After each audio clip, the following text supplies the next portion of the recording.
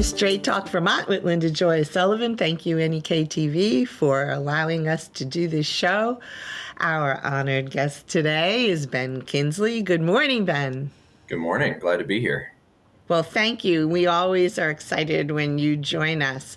What I'd like to do for our listeners, please, is to reintroduce you. Would you tell us who you are again, what your position is? Because I know there might have been a little transition going on, and I don't know where you are. Still going on. Yeah, Okay. Still going on. I am the interim executive director of Campaign for Vermont, which is a statewide nonprofit focused on growing our middle class here in the state. And that involves a variety of issues, everything from housing to economic development, education,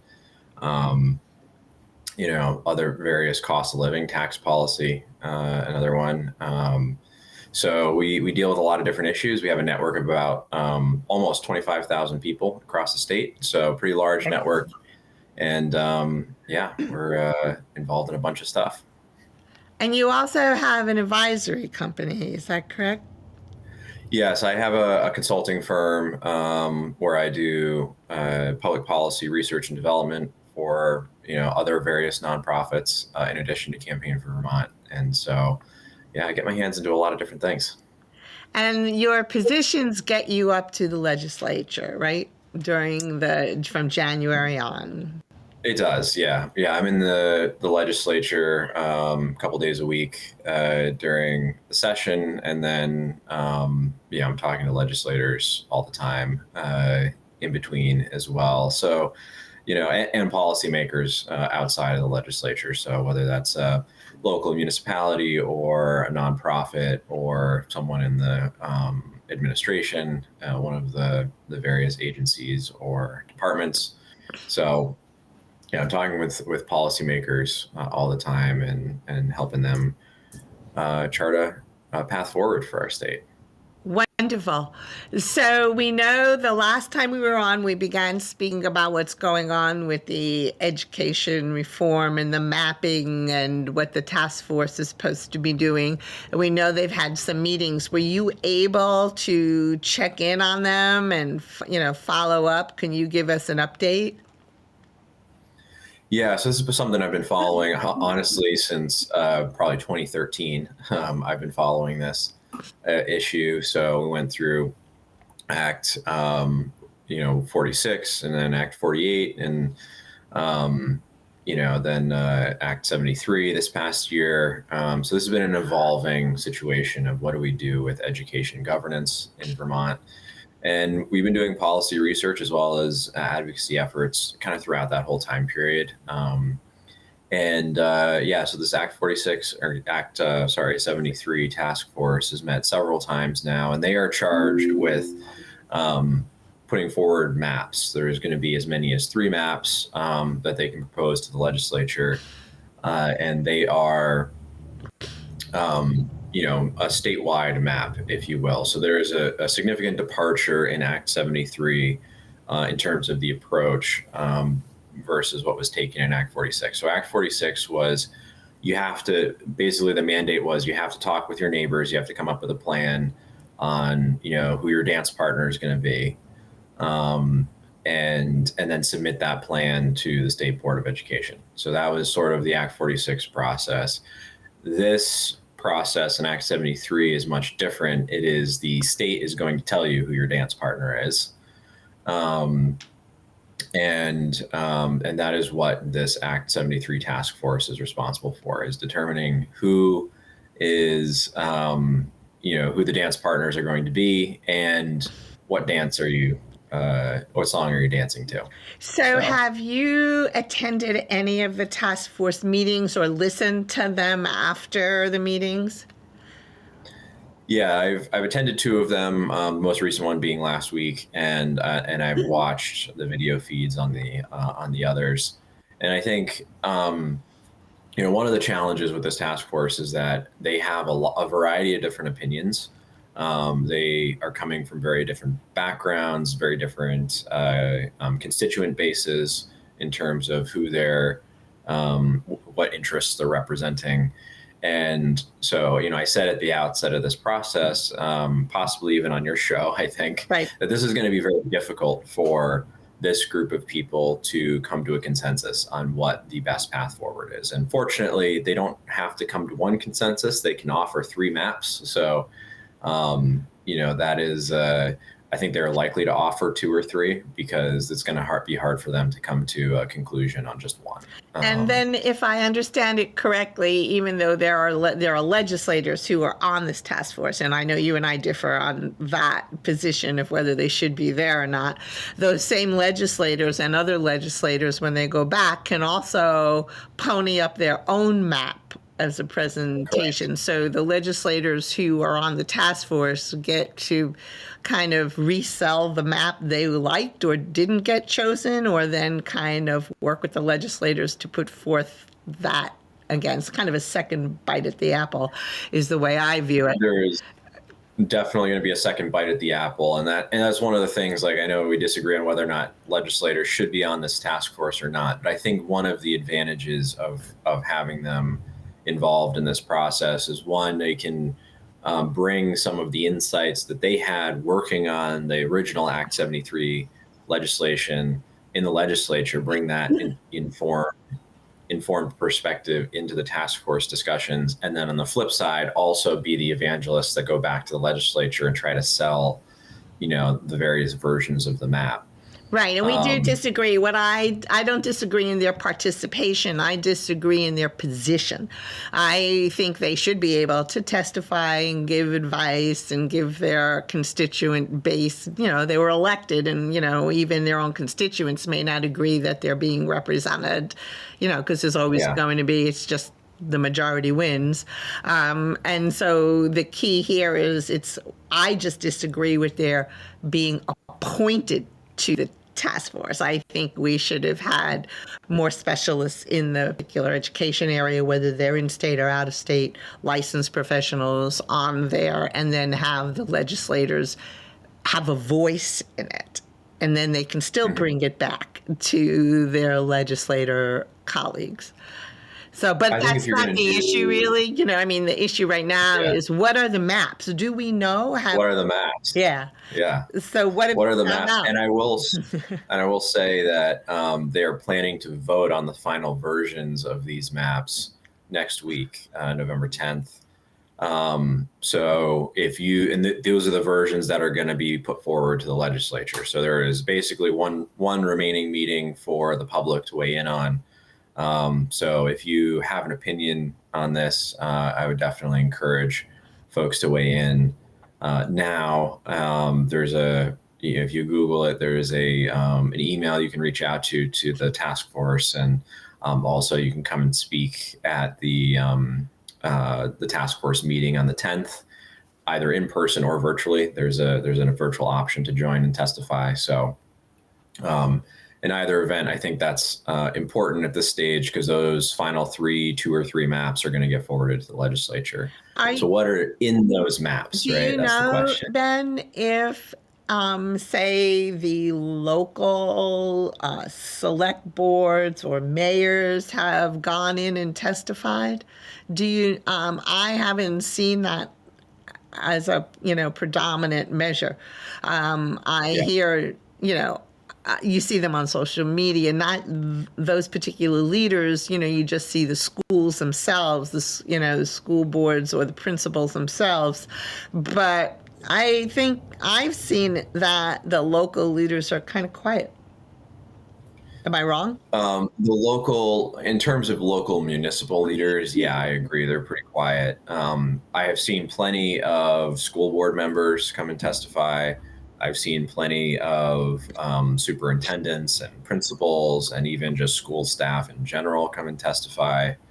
There's also lobbying organizations like the various unions that represent folks in the education community, teachers, superintendents, principals, school boards. There's lobbying groups that represent all of them. They've weighed in on this topic. And then there's a new player within the last year as well, which is the Vermont Rural Schools Collaborative, and that is a group of school board members, mostly school board members in rural parts of the state, but they've also got towns to sign on to their organizations. They now have organized chapters in 100 different towns around the state, and a couple school districts have actually chosen to, or I should say school boards have chosen to withdraw their membership from the School Boards Association and join this group instead. Well, that's because they feel like interesting. Can you tell us a little bit more about that? What was the dynamic there? Yeah, I think, we saw this a little bit in Act 46, where the School Boards Association, I don't know if they were afraid to take on some of the consolidation voices in the process, whether that be the teachers union or the superintendents association. So either they kind of just rolled over and decided, oh, we're gonna give up half of our school boards, more than half of our school boards, for this broader effort and not fight it, and that's happening again to some degree, and so a lot of the smaller rural school boards are upset about that, and I would say even some of the larger suburban school boards are kind of upset with the School Boards Association right now as well. So, the school boards certainly are not uniform right now in terms of their voice, and I think that's really what we're seeing. Is we're seeing a division where there's a lot of dissatisfaction with the School Boards Association because there's such a wide range of perspectives from school boards that they're not doing a great job of capturing that, and so I think we're seeing some of that division happening. Has this group been actually testified before the task force? They've testified in every single task force meeting, and they've also sent letters with written testimony prior to each meeting. So they've testified at the end of each meeting as well as submitted a letter at the beginning of each meeting. Have they attempted to put forth their own suggested maps? So that's an interesting question. They did, this group emerged really in January or late in 2024. Mm-hmm. And so they actually have a seat on the task force. And so that tells us a little bit about what maps they may back. And generally their stance has been, leave local school districts and school boards alone. They're generally okay where they are. There may be some opportunities for them to, like individual school districts, to still merge or work together. But their argument has been we should be looking at shared services, and we should be looking at supervisory unions, not at school districts. And that actually aligns pretty closely with what our policy recommendations are based on a number of different things. So were they more favorable towards the Act 46 structure? In terms of like choosing your dance partner, Right. I would say yes. I think we're very concerned about the statewide map drawing. And the bigger thing is that, I think from their perspective is they want to make sure that the community ties between schools and school boards remain in place. They don't want to break those community connections, and there's a lot of reasons for that. In fact, Mass Inc. did a report last year that talked about the kind of intangible benefits of strong community ties between schools and their local community. There's a lot of intangible things where like economic development tends to happen in places where schools are supported by their community. Students tend to thrive in districts or in schools that are well supported and have strong community ties. So there's actually sort of a lot of like intangible benefits to going both directions. That's why I was a bit surprised that I hadn't seen the local leaders coming out because it affects economic development, it affects housing, it affects, the whole economy across the state, particularly in their districts, and the justification of keeping their own schools or who they merge with and giving them a stronger voice of who they want to partner with, if anyone. And so I thought the silence was quite disappointing. And it's okay to say, oh, this is the school board will handle it. No, no, no, no, no. Different animal here now. I mean, you're talking about your cities, your towns. You're talking about your neighboring 5 towns around you. So to just be quiet and say, not our, we don't have a fight here, I have problems with that type of leadership. It's highly questionable for me on what the real goal here is. I know everybody's campaigning silently behind the scenes because this is time for re-elections coming up, so they don't want to step on themselves, I guess, but not healthy in my mind. I think, if I had to guess why municipalities have largely stayed on the sidelines, it's probably because they're worried about the property tax debate. They don't want to come across as being obstructionists to property tax savings. And so I think they've probably largely decided to stay on the sidelines because they don't want to kick the hornet's nest. Right, but the problem there is that that's their job, is in municipalities deal with tax issues mainly. That's their revenue base. So being quiet and saying, oh, don't blame anybody, let's hide it and kick it down the road until I'm reelected and then we'll deal with it, not good in my mind. And to some degree, municipalities are competing with schools for property tax revenue. There you go.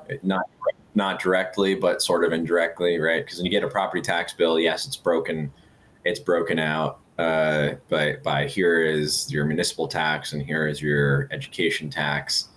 But when you're writing the check, it's one check, right? And so, people, I think municipalities are reluctant to weigh in on education tax issues too much because there may be there's a little bit of give and take there, perhaps. Right.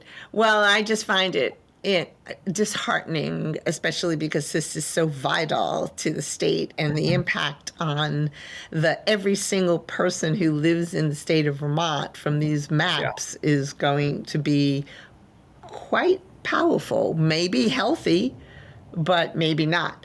Have you heard anything about the maps? Like which districts even kind of, I know it's not a definite, but can you give us some insight on which schools are joining? Yeah. So it's interesting because all 3 maps that are on the table right now have elements of the Campaign for Vermont proposal in them, which is great to see. And I told this to the task force on Tuesday when I testified. All 3 of these maps have elements of what our proposal was. And that is, in a nutshell, our proposal is to consolidate supervisory unions around our career and technical education centers so that we have a really strong post-secondary workforce development pipeline. And that was a driver, if I understand correctly, with the task force. They kind of chose that as being the central base to begin to build up where they were going with their maps. Correct. So, and there's a bunch of reasons for that, both why we recommended looking at SU consolidation and the tech center model. And the third really important thing in our proposal is to push services up from the school district level to the SU level. So today, the only service that is consistently provided at the SU level is special education, and superintendent, like chief executive type services. So like an administrator to oversee the principals, essentially. So those are really the 2 services that are provided at the SU level today. When you look around the country, there's a number of different models for what are generally termed education service agencies, which are, an administrative structure that sits above a school district and provides contracted services. So that could be transportation, that could be professional development, that could be curriculum, that could be HR functions, that could be accounts receivable, accounts payable, budgeting resources, HR resources, all kinds of things that can be provided, and special education. So when we look across the country, we see all kinds of different services that are provided at this like shared service level. Sort of the old management style accounting, where they have that conglomerate and they have the shared services of management, and big businesses, I would say, starting back in the 80s, started to go into that model where they would have, if they had different sites, they would make sure they had a centralized, oversight of management and handle that. So it's a very much like a corporate sort of model where you have individual departments or even individual brands that are sort of self-governing, if you will. They have their own chief executives, but then you have this managed service or contracted service tier that does all of this infrastructure, supports the infrastructure. And that's where, when you see like acquisitions and things like that, most of the cost savings in an acquisition is in that type of contracted services. What software systems are you using? What kind of HR functions do you have? Your benefit plan administration, all that sort of stuff. So it's very much in that sort of realm. We have examples next door. There's been a lot of discussion both in the task force and the legislature about the BOCES model in New York. New York has these 37 different education service providers. They call them BOCES, Boards of Cooperative Education Services. But almost every state has something like this now. And they have a pretty proven track record of cost savings because you're buying services in bulk. And so you can get advantage of scale, but still maintain the autonomy of individual school districts and school boards. So it's a pretty proven model. We are really not, our education service agencies, the supervisory unions, we're the only state in the country that calls them supervisory unions, but we're not providing the range of services that most ESAs provide. So we're not getting cost savings from that because it's really just special education. And two, we're not at a scale that makes sense. So there are 119 school districts in Vermont. There, as of today, post Act 46, 119 school districts. There are 52 supervisory unions.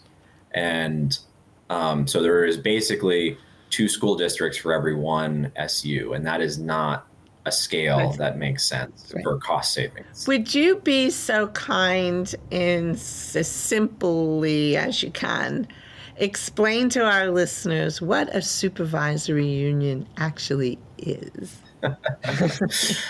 So a supervisory union is a separate governance structure within our education delivery system. And it has its own board. So there's an SU board. There's a couple different ways that folks can become a supervisory board member. That can either be you're elected from the member school districts to serve on the SU board, or it's a general populace vote to serve on the SU board. You then have a budget at the SU level that covers your superintendent, any of his support staff, the special education for the member school districts, and then any other services that have been chosen to be provided. So there are some SUs that do provide more than just special ed services to their member districts, but that's the only one that's required to be provided, and is the only one that's consistently provided across the state. So, and then that cost gets reallocated back to the individual member district. So you take this whole budget for the SU level and you break it up based on student population, and then that gets billed back to individual school districts. And that's how SUs are funded. So what have you heard about the maps? Which schools are the ones who are going through the Halloween veil of disappearance, and which ones are the ones coming back in? So what we're seeing is there are 3 maps. The first one is a CTE map. And so we were excited to see that. It is based loosely around the current career and technical education regions in the state. So there are 15 regions and 17 career and technical education centers. So it's loosely based around that. And so you get, and those are really existing boundaries. So, member school districts are members of the Career and Technical Education Center region. So these are largely already, there's two advantages to this. One is these are sort of following existing lines for school districts. They're not breaking up any school districts. And there's also existing transportation throughways, transportation networks for those schools, right? Because all of those member districts have to have a way to get students who are participating in CTE to the CTE center. So there's already a transportation infrastructure for that. Is that infrastructure statewide, local, private? Regional, and sometimes it is private, like there's contracted service, or sometimes it is provided by the member districts. Okay. It depends a little bit. But in either event, it's a transportation infrastructure that's already in place today. That could be built up. That could be built up, but it's not like we have to rip out existing transportation infrastructure and put in a new transportation infrastructure. And there's less worry about like, oh, you can't actually get from A to B. Bring out those snowshoes, right? Yeah, exactly. So there's a CTE map, and it's largely intact. There are a couple instances in certain places where like a district was moved from one CTE region to another, either because the existing distribution just didn't make sense for whatever reason. So there's a couple tweaks to it, but generally that's what it follows. And all districts remain intact or not breaking a district apart. So the important thing with this map is how it's going to be applied, right? So I said earlier, like there's two things that are important: who's your dance partner and what song are you dancing to, right?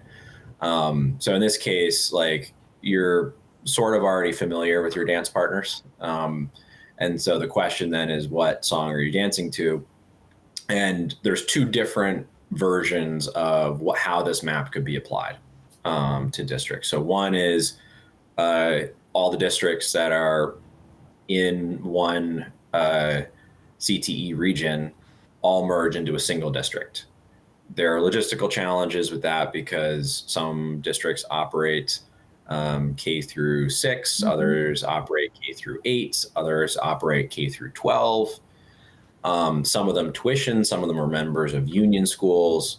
So it is difficult to kind of force all of those different governance structures together into one business entity. That's complicated and messy, and we saw a lot of that during Act 46, where intentionally those ground up mergers avoided trying to merge districts that had differing operating models in terms of grade structure and things like that. So that's a real thing that you have to deal with.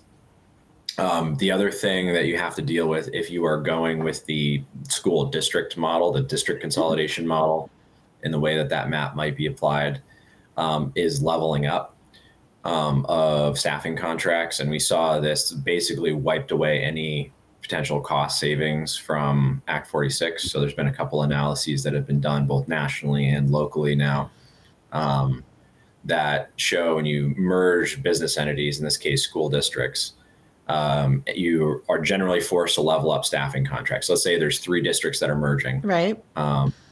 And one of them pays their teachers, $50,000 on average. The other one pays $60,000, and the third one pays $70,000. What ends up happening is no one wants their salaries to be cut or their benefits to be cut.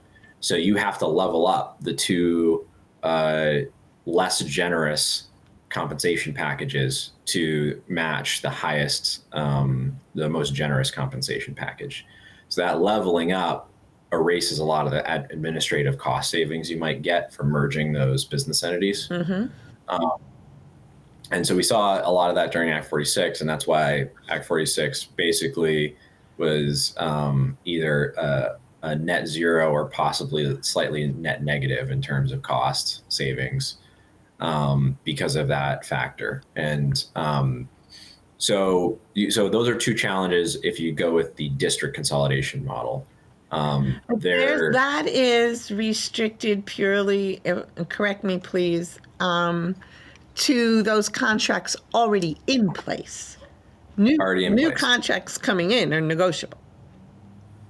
They are, but what we saw in Act 46, and that was true in Act 46 too, is that when you dissolve a business entity and then you reorganize in a different configuration, right, merged or whatnot, those new merged districts were very reluctant to cut salaries and benefits for any employees. Oh, right. I'm not talking about cutting. I'm talking about when it's time to bring in new, they are not restricted to, they're not mandated to stay with those salaries. It's experience, it's licensure, et cetera, depending. For an individual employee that's net new. Right. Or, yes, that is true. And you could potentially have separate pay scales for employees that were grandfathered in versus new employees that are. We also didn't really see that all that often in Act 46, probably because the unions fought that, or it was so complicated that districts didn't want to try to figure that out, like who's grandfathered in and who's not on the new pay scale. So but I think they should not be so lazy. I think they need to look at all of this. This is a major revamp. Yes. And so if you're going to merge school districts, these are all things, especially under the guise of cost savings. Right.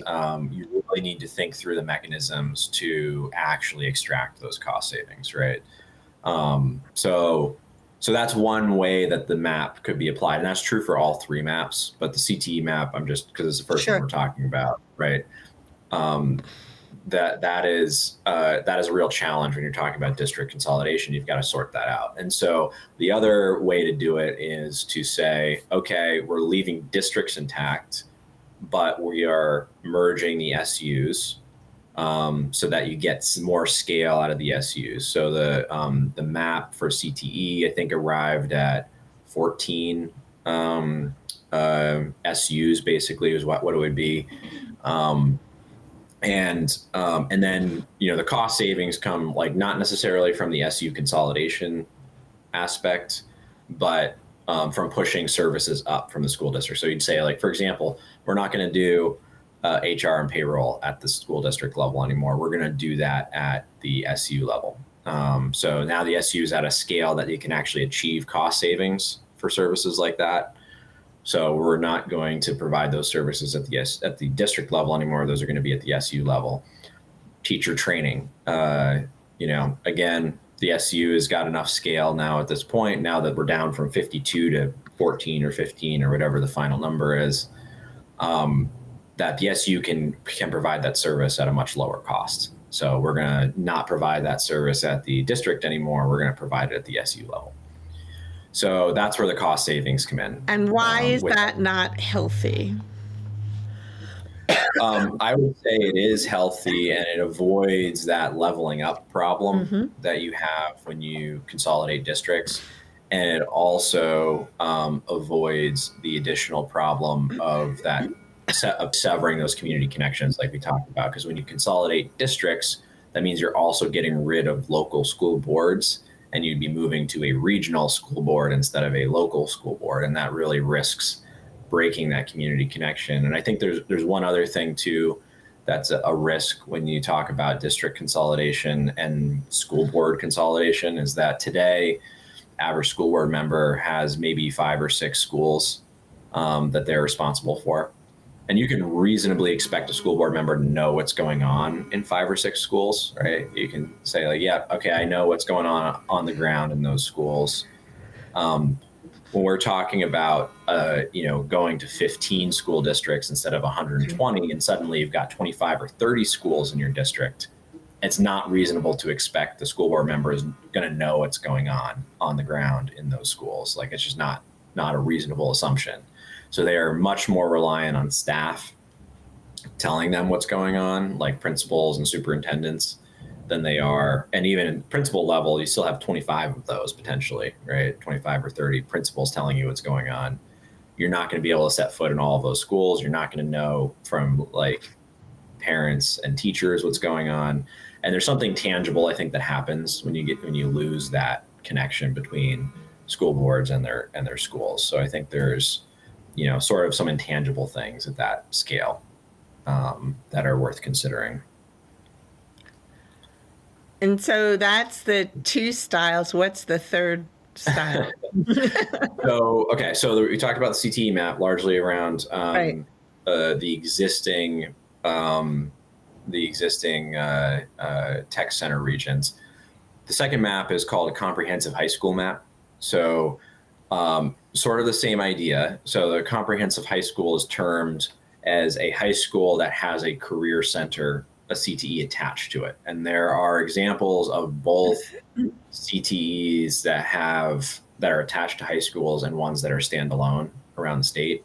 So this model favors having comprehensive high school, regional comprehensive high schools with CTEs attached to them.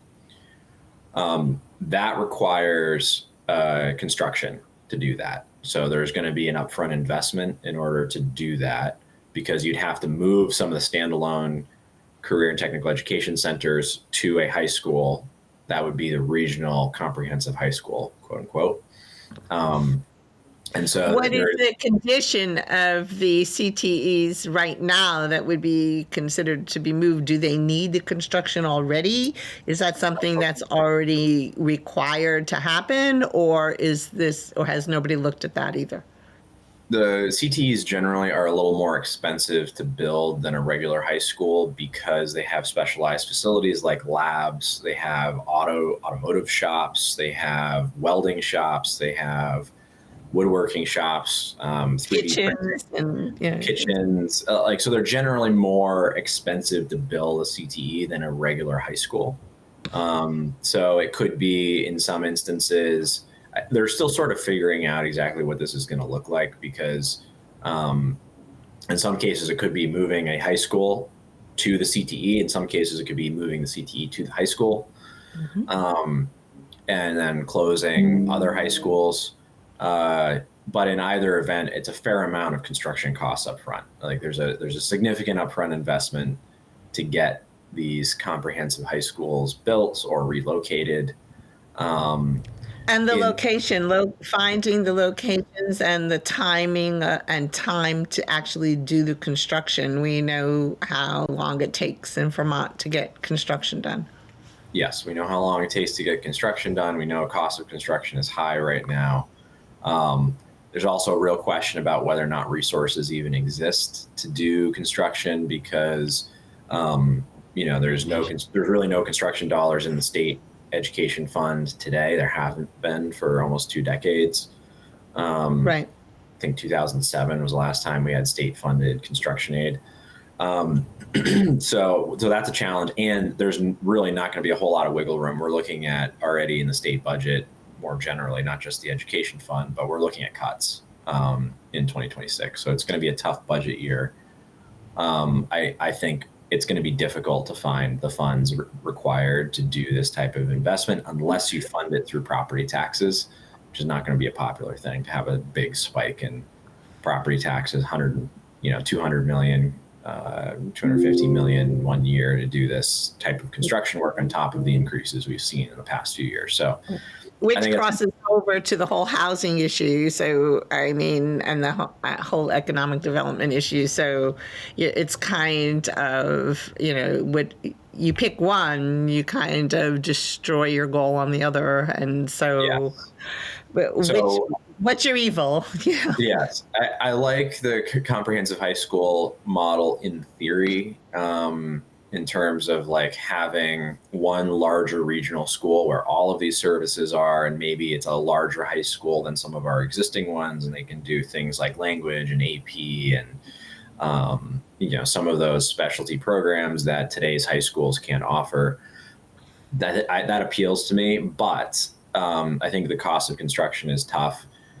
The lines for that model still generally follow the existing the existing tech center member districts. So the lines are not that much different than the CTE model. It's just the idea of, instead of the existing CTE facilities, there would be new CTE facilities potentially, or some of the high schools would be merged around the CTE, something like that. So still pretty similar.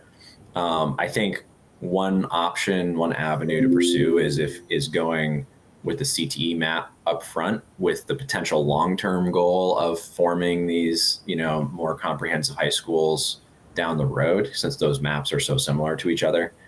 And that could be a long-term goal to get to the comprehensive high school model. And watch the CTE structure and see what needs to be amended and where these locations need to go, which could change the mapping again, or not let them change the mapping and just look at the cost factor.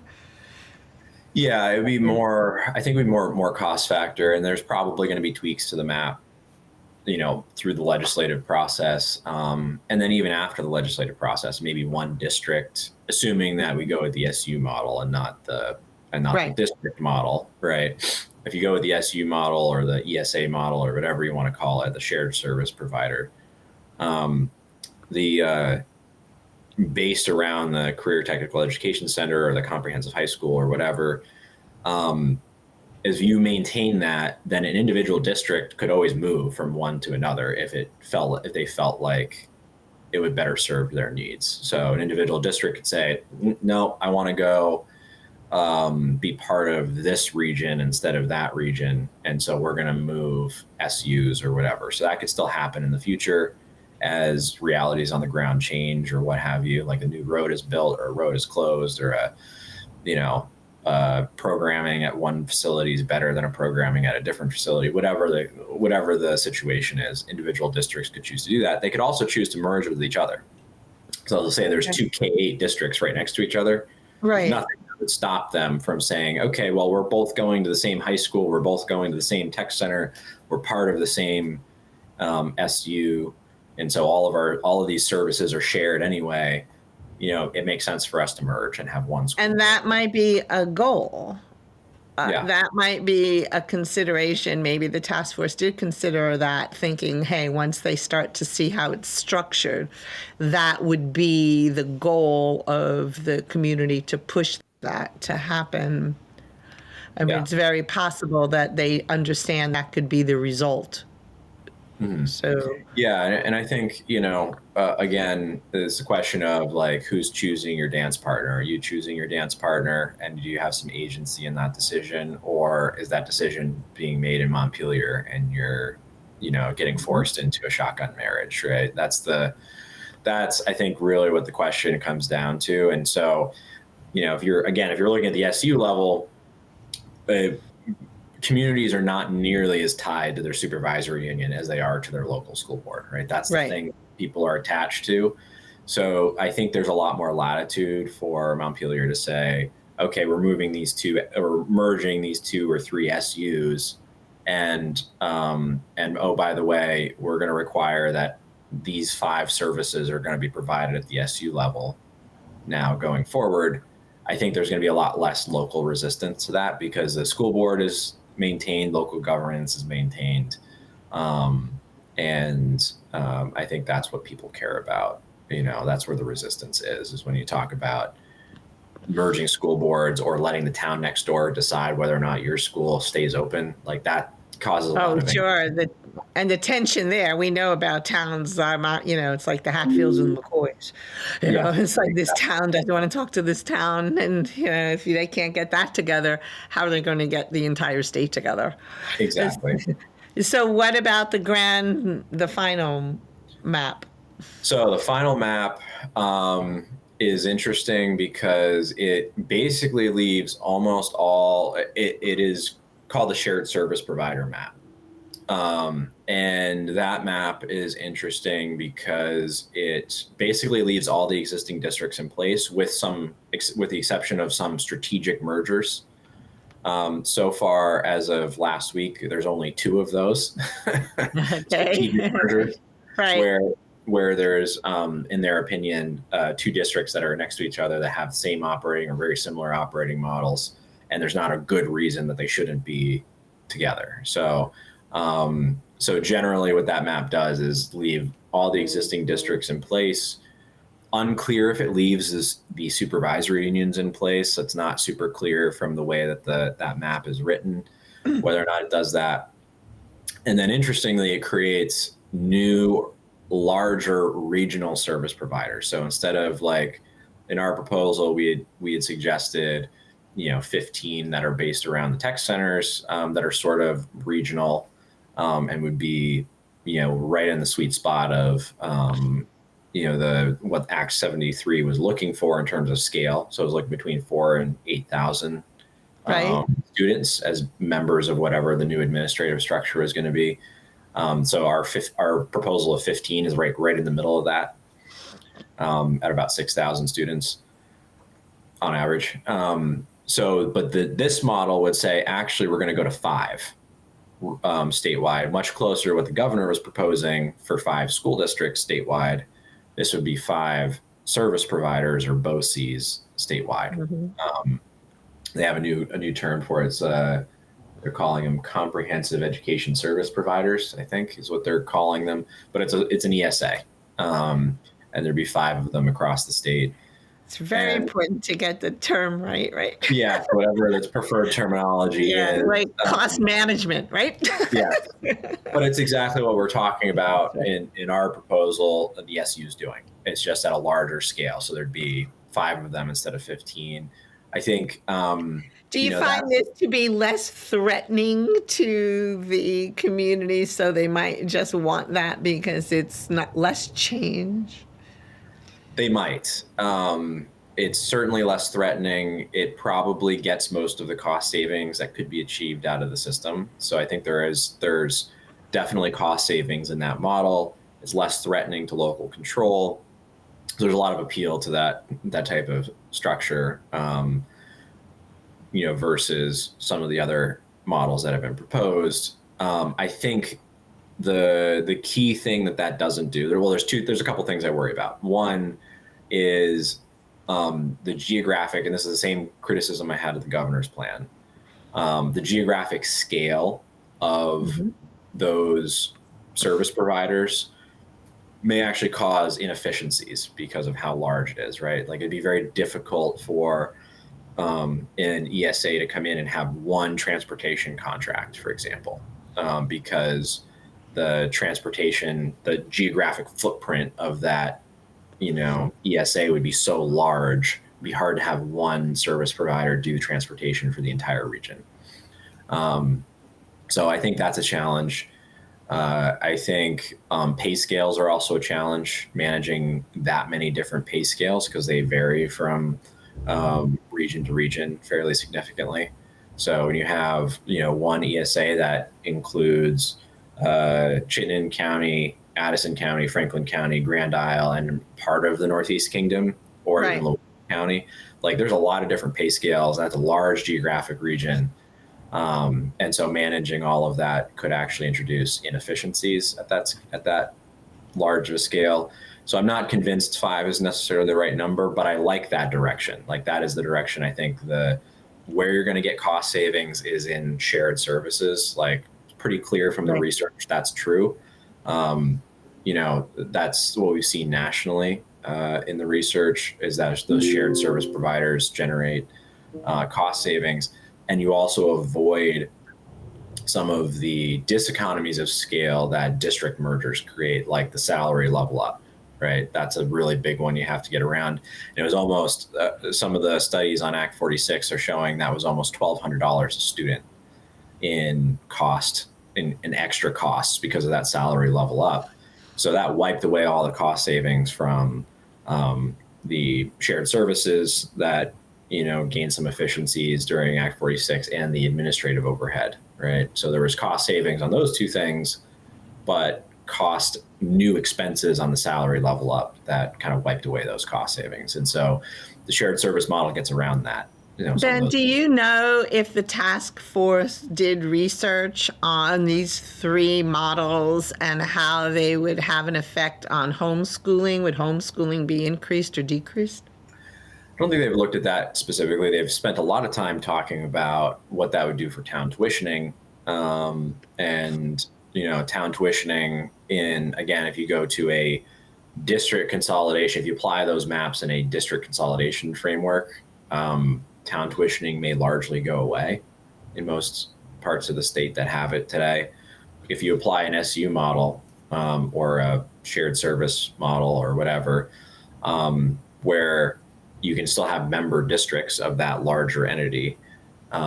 Member districts can still choose to tuition or tuition certain grade levels, and that largely maintains that structure today. What the impact of that is on homeschooling, unclear.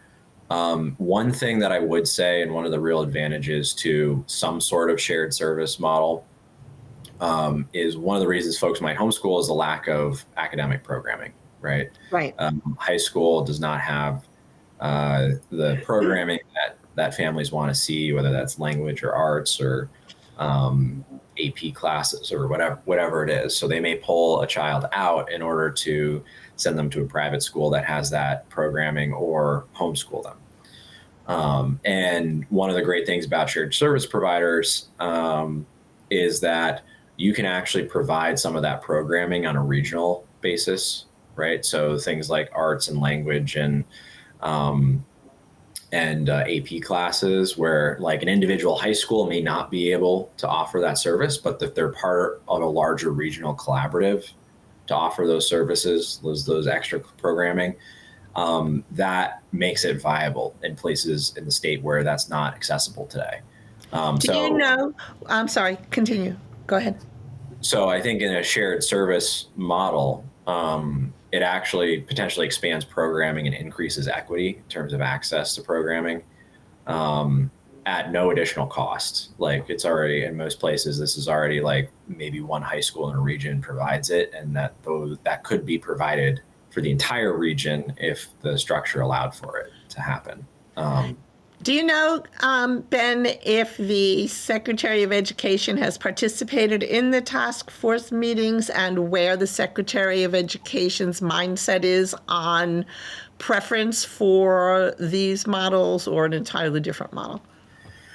I think the agency would still prefer to see large-scale district consolidation. That is the plan they proposed earlier this year. So they haven't been convinced that at this point in time that there should be a change of heart? I think they could be convinced. My sense from the secretary is that she's fairly open-minded. So I think they could be convinced. I think the thing that the governor is going to want to see is cost savings. I think that is the thing that he wants to see, cost savings out of the system. And he's not wrong about that. Like, we should have guaranteed cost savings, and we have to have a plan on how we're going to measure those cost savings. Well, that's the key. Is there a plan on how to measure, or is this doesn't sound like anybody's doing a plan here on how to measure anything? And that's the thing that the task force has really grappled with, is they don't have the bandwidth, time, or capacity to attach cost savings to any of these models. So the agency's been helping them provide all the data that they need to figure out, like, what are the impacts of the different models, but they don't have the capacity to estimate cost savings at this point. Why? I think that's largely a cop-out, to be honest. I did too. But the bigger thing is going to be measuring the accountability. That was the thing that was missing in the Act 46 mergers, right? Is they just assumed that mergers are going to save money and didn't have a mechanism to guarantee that they saved money. And we know from Act 46, there were some places where we saved money and other places where there were new additional costs.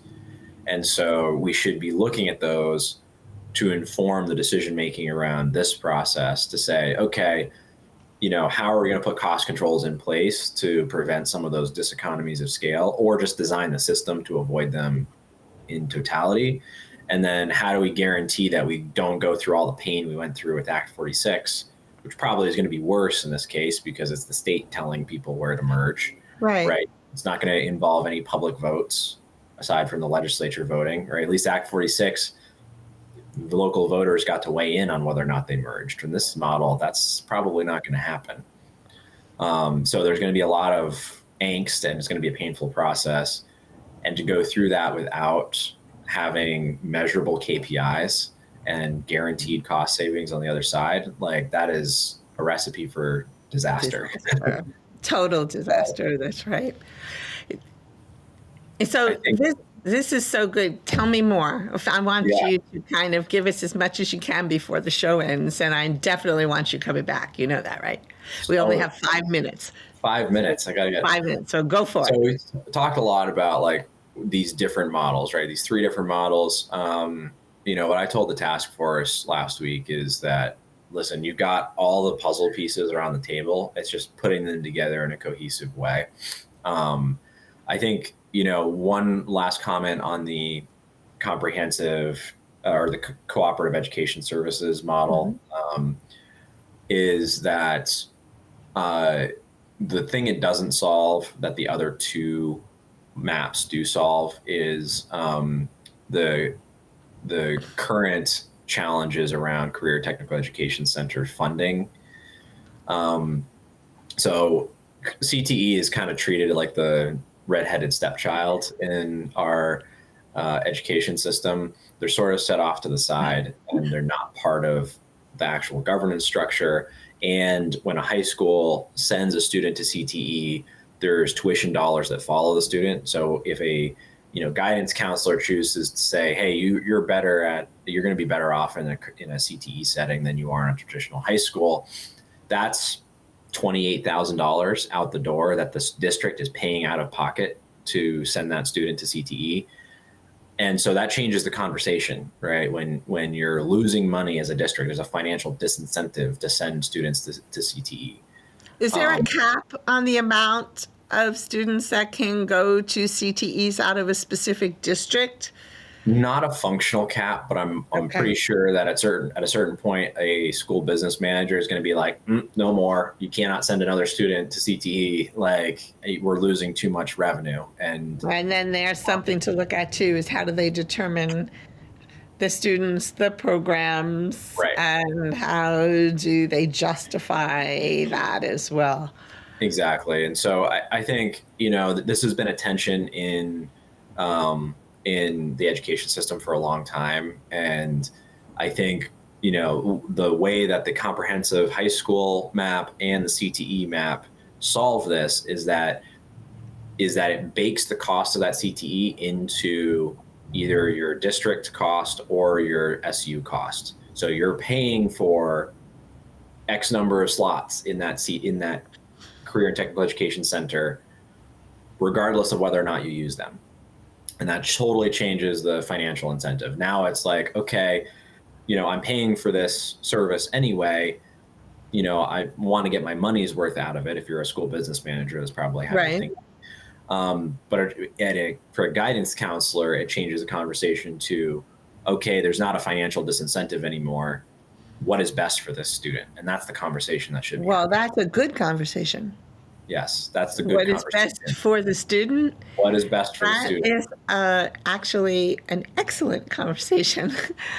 And so there's a lot of dynamics going on here. And I just, once again, disappointed with this, we don't have the bandwidth, or we don't have the experience or the knowledge. Well, then there we go back to my point of who's on this task force. But and what resources? It doesn't diminish, who's on the task force. It's just a choice, because this is business. Yeah. And I will say, so we are working on a report right now to estimate the cost savings for the type of model that we propose, which is pretty similar to, there's elements of all 3 maps in the model that we proposed. So we are right now trying to put a number on that, of what we think the cost savings are. And I'll say, I'm looking forward to reading that report. Oh yeah, I think it's going to be, and we're trying to get it out before the final task force meeting, where they're going to vote on. Oh, good.